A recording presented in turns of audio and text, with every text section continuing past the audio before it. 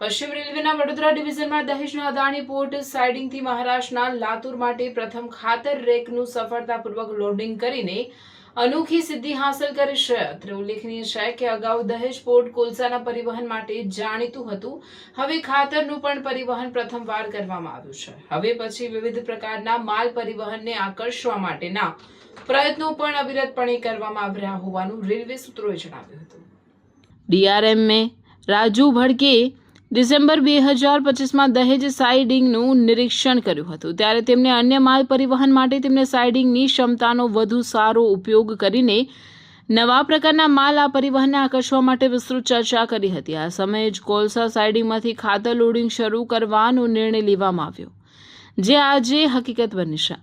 4 જૂન 2026ના રોજ દહેજ અદાણી પોર્ટ પરથી લાતુર માટે મોકલાયેલી પ્રથમ ખાતર રેકમાં 21 વેગન ધરાવતી મિની BCN ખાતર રેકનો ઉપયોગ કરવામાં આવ્યો હતો। આ રેક અંદાજે 926 કિલોમીટરનું અંતર કાપશે। આ પરિવહનથી રેલવેના વડોદરા ડિવિઝનને 20.54 લાખનું માલભાડું આવક રૂપે પ્રાપ્ત થશે। ખાતરનું આ પરિવહન કૃષિ ક્ષેત્રની જરૂરિયાતોને સમયસર અને સુરક્ષિત રીતે પૂરી કરવામાં મહત્વપૂર્ણ યોગદાન પણ આપશે।